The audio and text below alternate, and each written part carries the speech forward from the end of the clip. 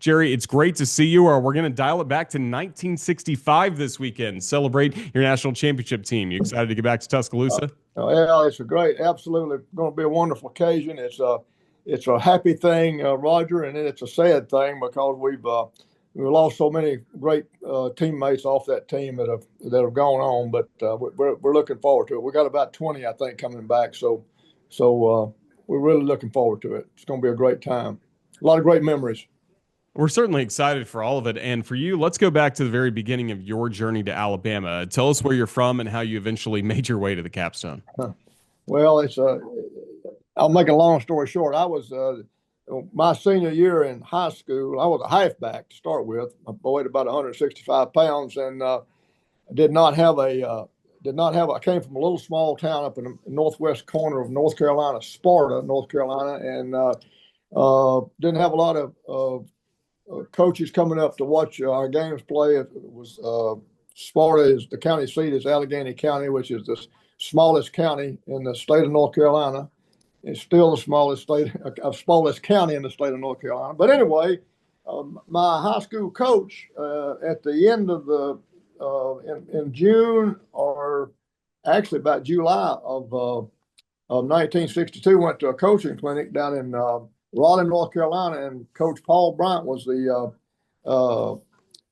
keynote speaker at this coaching clinic. And I don't know how my high school coach did it, but he convinced Coach Bryant that he ought to take a look at me and take a chance on me. And so at that time, I had not been offered a scholarship at all. I was going to probably walk on at Lenore Ryan or maybe Appalachian State, some small school, just to try to get a scholarship. So, because I was a first generation kid and no one in my family had been to college. So anyway, long story short, about a week later, I got a call from Coach Bryant after my high school coach got back, and he said, "I'm hoping you're going to hear from Alabama." So anyway, Coach Bryant calls, and he said, "I'm going to send a coach up to North Carolina to talk to you about coming to Alabama." And he said, "The only thing I'd ask you to promise me you won't sign with another Southeastern Conference school until my assistant gets up there." And I said, "Well, Coach, I won't. I promise you, I won't sign with another Southeastern Conference school." So anyway, long story short, Coach Griska comes up, and they didn't have any film on me. They'd never seen me play. I mean, it was just one of those things that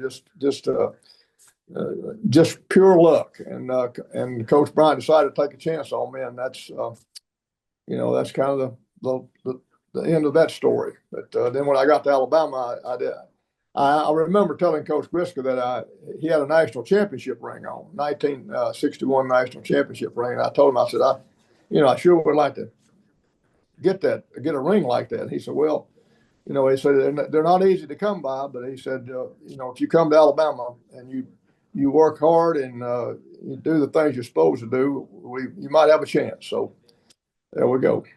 Yeah, it certainly worked out getting you some rings. But how about finding a position? That took a little bit of time, but eventually you did find a home at tackle. Yeah. It took a long time. Yeah, I was down there with such great players. I was Steve Sloan, Kenny Stabler, Paul Crane, Steve Bowman. I mean, I could go on and on and on. I mean, I'm talking about just really great players. And I was just kind of lost in the weeds. And of course, Leroy Jordan was a senior my freshman year, and I was moved around. I put a few pounds on. They moved me from halfback to fullback, and then when I got to fullback, I was competing with Steve Bowman, Les Kelly, and I think Jackie Sherrill was signed as a fullback also. So anyway, it didn't take me long to figure out I wasn't going to be playing much at fullback, and then I moved in my redshirt year. They moved me to blocking back, which was nothing more than a glorified. It was kind of like the guy on the single wing, but we didn't obviously didn't run the single wing, but had a blocking back, and I'd got up to probably maybe 175, 180 pounds, and anyway, made it through the redshirt year, and then the next year would have been 1964, which was That was when Joe Namath was quarterback that year, and that's when we went undefeated during the season, and then got beat by Texas in the Orange Bowl. So one poll voted us national champions, and one poll voted Texas. I think it was national champion. But anyway, I played. I didn't play that much. I played on special teams, kickoffs, receiving, punts, stuff like that, and got in a little bit of playing time. But it already by that time they'd moved me to guard, and I. So anyway, fast forward over to the spring of '65, and we're going out to. I'd been moved to. Like I said, I've been moved to guard, and then we were going out to the practice on the practice field, and Coach Bryant told me that he wanted me to go down and see Howard Schnellenberger, who was coaching the offensive line at that time, and he said, "I want you tell Coach Schnellenberger I'm moving you to tackle today, and that I'm his responsibility." So fast forward, I went down and moved into tackle, and then we had a when I reported back, I had a pretty good spring. I mean, I caught on to it pretty good, and Coach Schnellenberger stayed with me. I mean, he really pushed me. He just lived with me practically. We watched film together all the time, and I think he made up his mind he was going to make me a tackle, or he was going to run me off, one or the other. So anyway, came back and reported back in the fall of in August of '65, and the you had to run a mile. You were required to make a mile run when you got back, and the starting tackle did not make the mile, and Coach Bryant would not give anybody a uniform that didn't make the mile. So anyway, the guy ends up leaving the team. So then I went from third to second, and the other guy moved up to first, and then about 3 days in practice, the first string tackle blew his knee out, and so here I am, you know. Moved up to tackle, getting ready to go to Athens to play Georgia, and uh, I was I was really happy about it, and I was scared about it. So I didn't know whether I was going to make it or not, to be quite honest with you. But anyway, but because of Schnellenberger and he pushed me and ended up after even though we went to Athens and got beat on the famous flea flicker play where the guy's knee was on the ground, but it doesn't make any difference. We lost. That's the bottom line, and we really weren't as good as we were projected to be. We had been projected to be pretty high in the polls. Maybe might even start out at number one. I don't know. But anyway, we got beat, and we really, Coach Bryant really worked that team really hard. We had some really close games. Matter of fact, we were, in that second or third game, we played Ole Miss in Birmingham, and we were behind 10-0 at the half, and I mean it would have been the disaster if we had. But anyway, we we didn't have a disaster. We came back and won the game, and we then started getting just a little bit better and a little bit better, and then that's the famous year where Steve Sloan got hurt. Kenny Stabler comes in. He's playing against Tennessee. We're down on the 10-yard line and threw the ball out of bounds on fourth down to stop the clock, and the game ends in a tie. And we fumbled twice inside the 10. It was just one of those games where we did everything right till we got down to scoring to the red zone, and then we couldn't do anything right. So bottom line is we end up a tie there. So we're struggling. I mean, but then, like I said, we were getting better, and we got better, and we got better, and then all of a sudden, the last 2 or 3 games, I guess it was been LSU and Auburn and somebody else in there, but we won out, and then we got really lucky the way it worked out when we went back to the Orange Bowl. We were ranked 4th behind Nebraska, who was 3rd, and then 1 and 2 got beat on New Year's Day, which means we're playing for the national championship, and just got real lucky and played against a great Nebraska team. And I think if you went back and looked at it, I believe we onside kicked. We had to keep the ball because they were real good offensively, and so I may be telling you more than you want to hear. But anyway, we ended up I think we ended up beating Nebraska 39-28, and and it was just a great, great victory, great season. But it didn't start out so great. But that's the way it is. Yeah, that's the team we're going to celebrate this weekend. And I'm sure as you keep up with Crimson Tide football, you have loved the way this season the offensive staff has gotten Caden Proctor, left tackle, involved in all sorts of offensive plays, lining him up in the backfield, the wildcat position. For you as a tackle, you were also used in Alabama's offensive attack, a play that maybe isn't as legal these days, but it certainly worked out to your favor and Alabama's favor back in the 60s. Yeah, I sure want to meet Caden sometime. He's quite a guy. I was look somebody I've got all kinds of people have asked me if I've met him, and I think he's like 6'6", 6'7", and weighs about 366 pounds or something like that. So I might be the size of one of his legs, but I sure would like to meet him sometime. I'm really proud of him because that the play over there. Matter of fact, I was in Athens when they threw that first pass. Mm-hmm. Well, I guess it was a pass. It was a lateral, I guess, but it didn't matter. He ran over about 4 or 5 guys, and if he'd have just broken to the right there, he'd have scored a touchdown. But it worked out. It was a great play, great call by the offensive coordinator. Yeah, it really was. And again, Alabama was able to use you in some creative ways as well. And that was part of the genius of Coach Bryant, wasn't it? The fact that he was always looking for that cutting edge. He changed things so dramatically with the wishbone offense in the next decade, but he was always looking for what was next in football, wasn't he? He was always looking, and he loved the tackle eligible play. And see, back then, uh, it was really hard the way it was designed.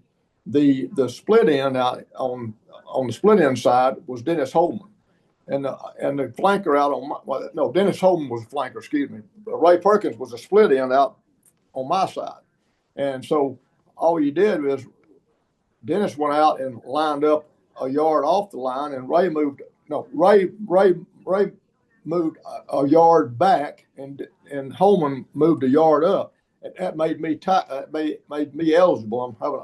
I'm having a hard time explaining this.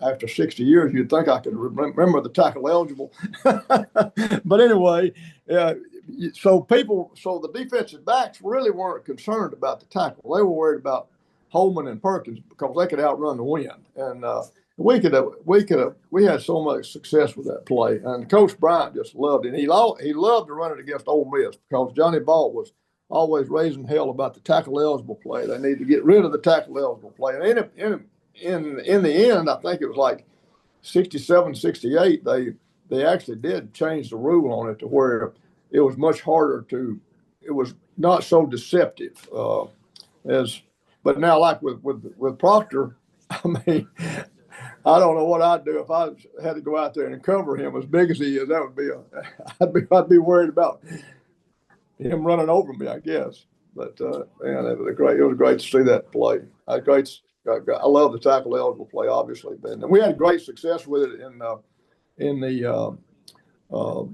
Nebraska game, the 1965 game, that we won 39-28. First two plays of the game, we ran the tackle eligible play and picked up some yardage. So it was fun. It was fun.